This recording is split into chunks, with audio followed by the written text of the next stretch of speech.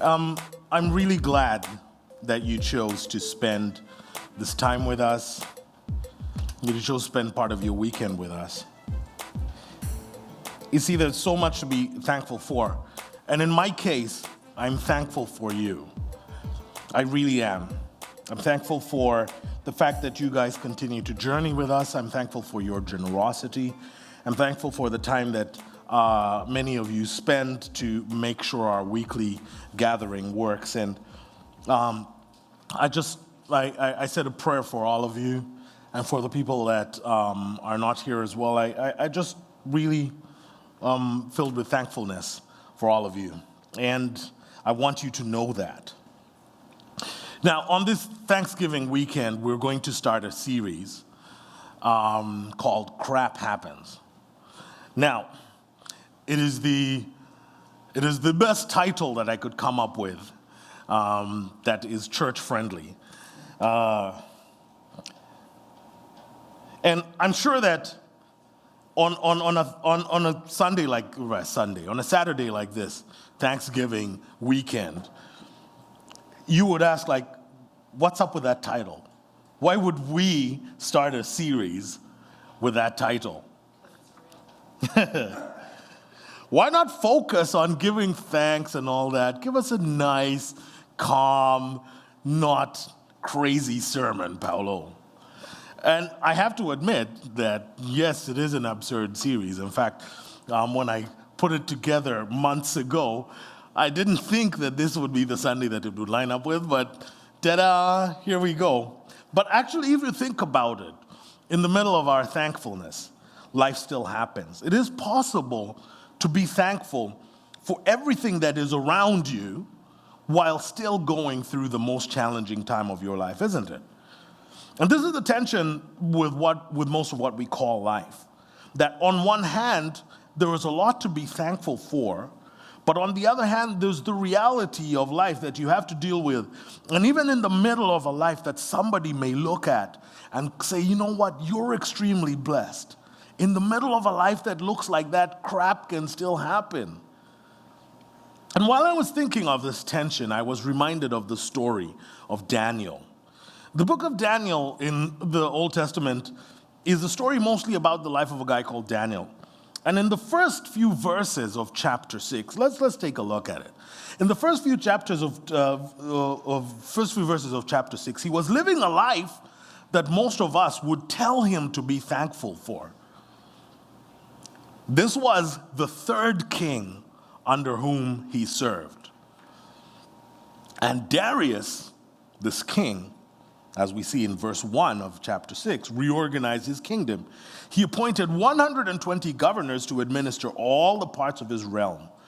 Over them were 3 vice-regents, one of whom was Daniel.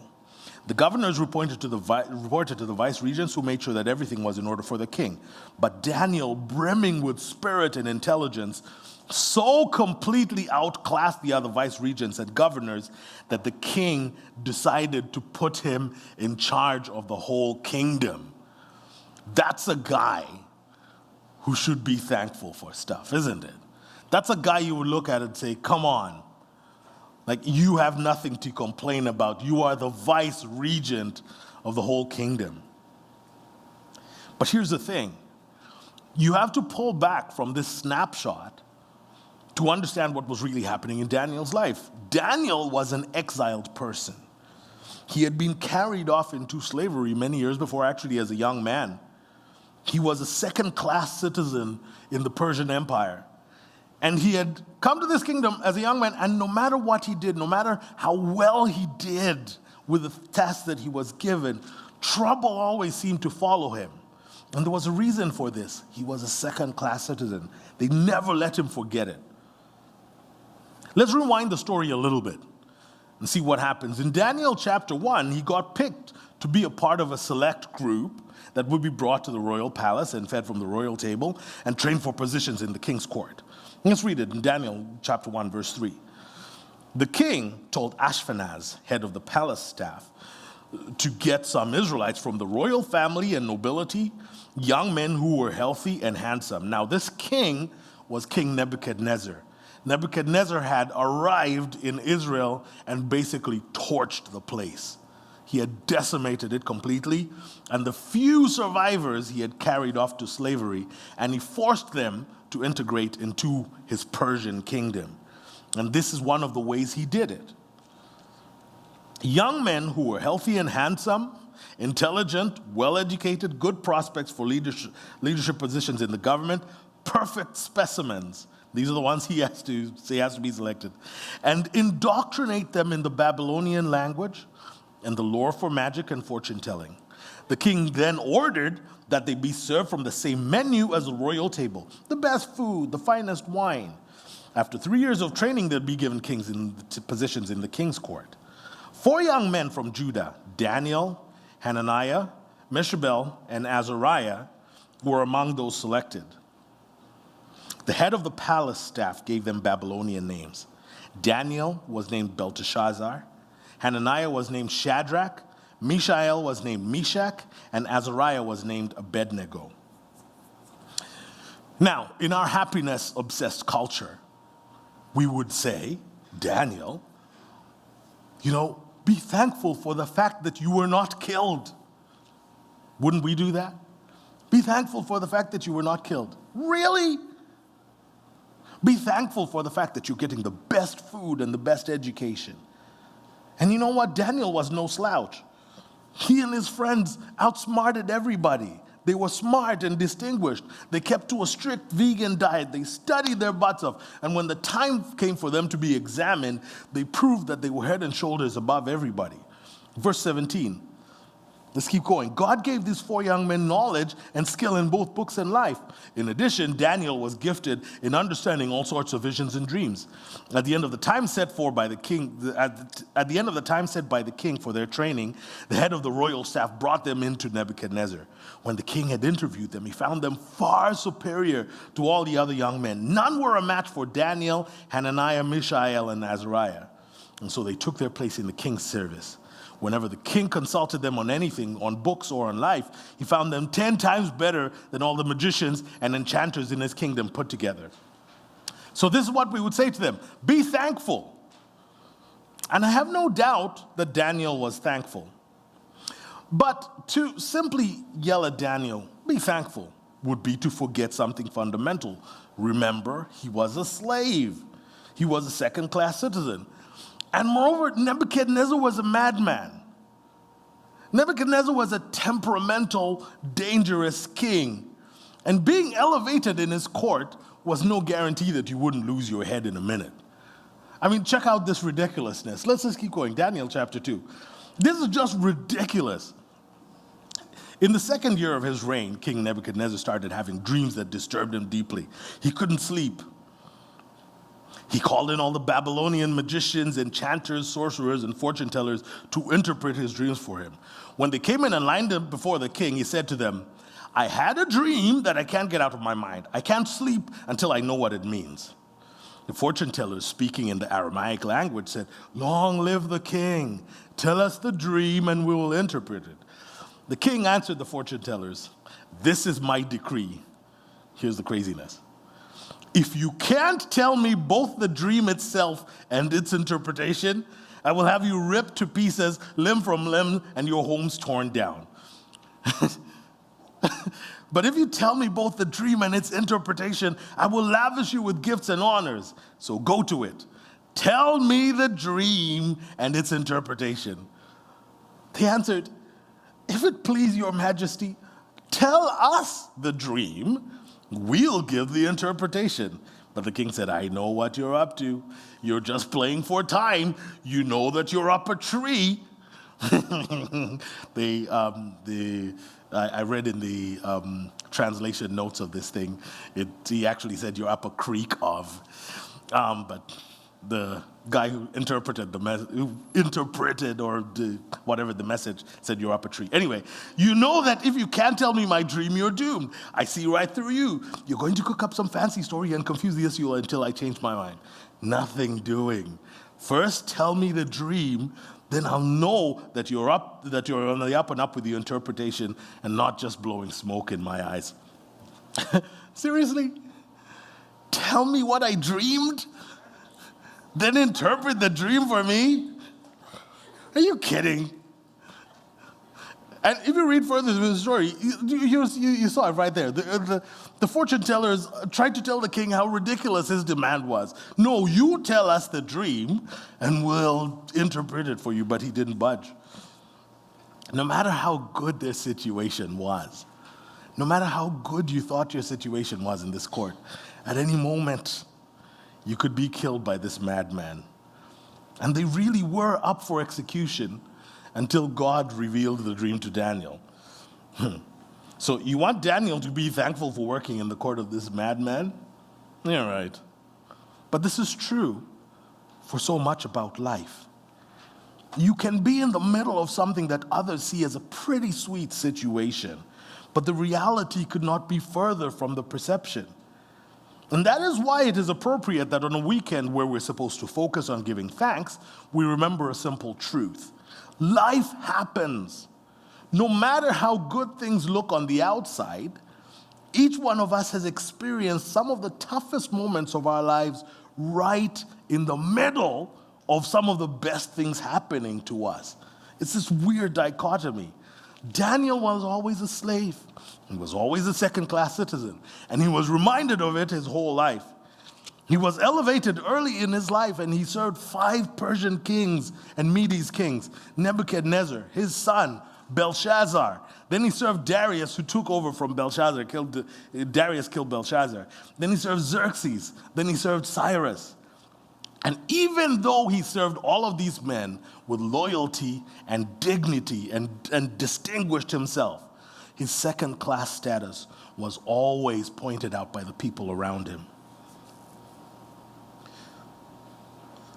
So, you have to ask, was his second-class citizenship something of his own making?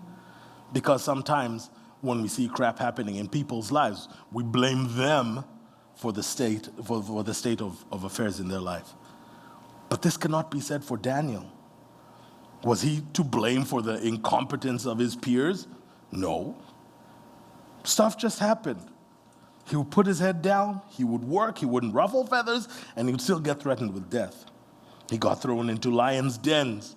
He watched his friends, we know them as Shadrach, Meshach, and Abednego. If you've been in the church for any amount of time, you know that they got thrown into the fire.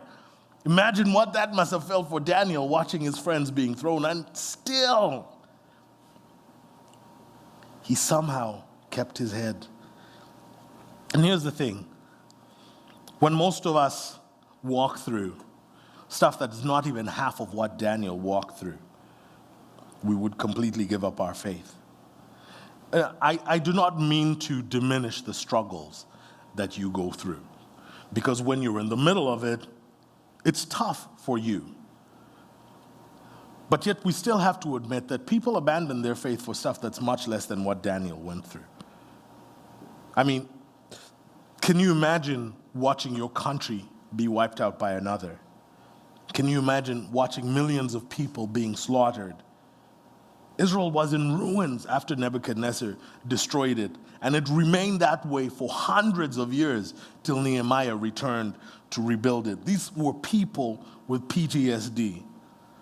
Can you imagine being carried off to another land and being given a name that's not yours, having your identity erased and being told that what happened before this moment never happened?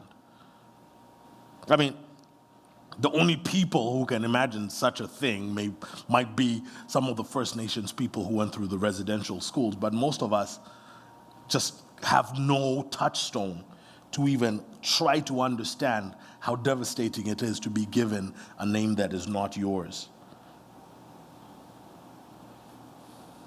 Daniel's situation was not one of his own making. Crap just happened. And that's the reason why I chose him this afternoon, because there's much to learn from Daniel. You see, when you're going through the tough stuff in your life, when you're going through the things, the worst that happens, I want you to remember 4 things that helped Daniel keep steadfast. The first is that he kept his integrity. In the first chapter of Daniel, verse 8, it says this: Daniel determined that he would not defile himself by eating the king's food or drinking his wine. So he asked the head of the palace staff to exempt him from the royal diet. The head of the palace staff, by God's grace, liked Daniel, but he warned him, I'm afraid of what my master the king will do. He's the one who assigned this diet, and if he sees that you're not as healthy as the rest, he'll have my head. Daniel kept his integrity. His integrity in this instance had to do with the very strict diet that the Israelites had. They had what we understand today as a kosher diet. And obviously the Persians did not. So the way that Daniel could remain kosher was just to eat the fruits and veggies. For many of us, the moment things go bad, the first temptation is to sacrifice our integrity. When crap happens, we need a quick fix to make things right. And in the process of trying to quickly fix things, it is so easy to sacrifice our integrity. Daniel was different. In the middle of the biggest trial of his life, he refused to sacrifice his integrity. And he did it at great expense to his own safety. Because if he had shown up before the king emaciated, it would have been his head and the guy who was serving them food. I believe we can learn from this challenge. And the second thing that he did was he kept his faith. Remember the earlier story that we looked at in Daniel chapter 2, when Nebuchadnezzar calls his fortune tellers and says, tell me my dream, and then tell me what it means. Here's what Daniel did. After Arioch was the king's kind of gatekeeper. After Arioch filled in the background, Daniel went to the king and asked him for a little time so that he could interpret the dream. Daniel then went home and told his companions, Hananiah, Mishael, and Azariah, what was going on. And he asked them to pray to the God of heaven for mercy in solving this mystery so that the four of them would not be killed along with the whole company of Babylonian wise men. He kept his faith. I've seen it over and over again. When the worst happens in people's lives, people abandon their faith. God has forsaken me. God doesn't care. If God exists, why would he let this happen to me? Honestly, I don't have an answer to the why question. All I know is that we live in a broken world, and we are broken people. And in this system of brokenness, we break things and hurt each other. We even hurt people that we don't intend to hurt or we don't even know. Crap happens. More to that, I cannot promise you that if you keep your faith, bad stuff won't happen to you. Only good things will happen. No. Daniel died in captivity. He never got to go back to Israel. No matter how good he was as a governor and a counselor, he never got sent back home. He never got given permission to go back home. And moreover, people were always plotting to kill him. You should read his story. It's crazy. Every single king, under every single king, early in their rule, someone tried to get him killed. But here's what I know. He never lost his faith because he trusted in a God that was greater than his circumstance. And he knew that God's story arc was much longer than his own 70 years on this earth. He knew that God would work his purposes out whether he was a slave or not. And I think that is why Daniel got to see God move in his life, even in the worst possible circumstances. Because how is it that with such opposition to his life and with such threats against his life, he was able to be a governor in 4 administrations? I think that it is because he never forgot who he served. When you keep your faith, I cannot guarantee that crap will stop happening. No. What I know for certain is that God will move right in the middle of the impossible circumstances in a way that you would never expect. The third thing that Daniel did is he remembered he was a witness. You see, Daniel stands before Nebuchadnezzar. He gives the dream and he gives the interpretation. And then he does something astonishing. He doesn't take credit for it. He tells this temperamental king who thought of himself as a god, the king who could take his life in an instant, that there was someone greater. In Daniel chapter 2, Daniel answered the king, "No mere human can solve the king's mystery. I don't care who it is, no wise man, enchanter, magician, or diviner. But there is a God in heaven who solves mysteries, and he has solved this one." Then again in verse 44, "But throughout the history of these kingdoms, the God of heaven will be building a kingdom that will never be destroyed, nor will this kingdom ever fall under the domination of another. In the end, it will crush all the kingdoms and finish them out, and come through it all standing tall and eternal." Actually, Nebuchadnezzar had a dream that was a prophecy of history that showed the Persian Empire and all other empires up to this day and age all coming under and being crushed by something even greater, the kingdom of God descending on this earth in the final days. We have never talked about, what's going to happen when Jesus comes back and God wipes the slate clean. We've never really talked about that at Pivot 613. Someday we will, when I have studied a lot more than I have. So I'm holding back on that one. Someday we will talk about the big topic. It has a big word called eschatology. But right here in verse 44, Daniel is seeing thousands and thousands and thousands of years into the future through this king's dream, telling him about a kingdom that God will establish. If you keep your integrity, if you keep your faith, you will live to be a witness. People will marvel at how you're able to keep steady. People will look at you and ask you questions and say, "How are you able to keep your head through the storms of life?" And in that moment, you will be able to tell them that it is God who keeps you. It's God's power at work in the world that holds it all together. On this Thanksgiving Sunday, there is so much to be thankful for. But if we were to ask each one of you how you were doing, and you were to be really honest with us, I think that if we went around this room, you would hear stories of struggles. You would hear stories of incredible strength. You'd hear stories of provision. But you might also hear stories that might cause you to despair. It is so easy to be in the middle of something that looks like a blessed life and still be dealing with heartbreaking challenges. My hope is that in the middle of the stuff that life throws at you, even when the worst happens, you will remember three things. Keep your faith, keep your integrity, and be a witness. Because if you do these three things, something cool happens. A fourth thing happens. You will remember who you are. You will remember that you are not forgotten. You will remember that there is no trial that you are facing that is not common to man. You will remember that no matter what you're going through, God has your back. You will remember that even in the darkest times, even in the valley of the shadow of death, the Lord is still your shepherd. There is so much to talk about on this subject. Crap happens. There's so many other lessons that we need to learn. And so I hope that you will journey with us for the next 4 weeks to hear it all.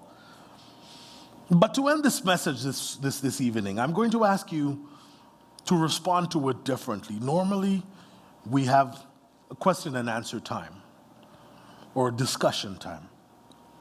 But this evening, I'd like us to spend a few minutes in meditation and just think about what I've shared. I hope that it is useful to you.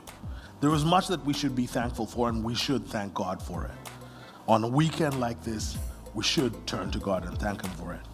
But also, there are many challenges in life that we face, and we need to trust God with them.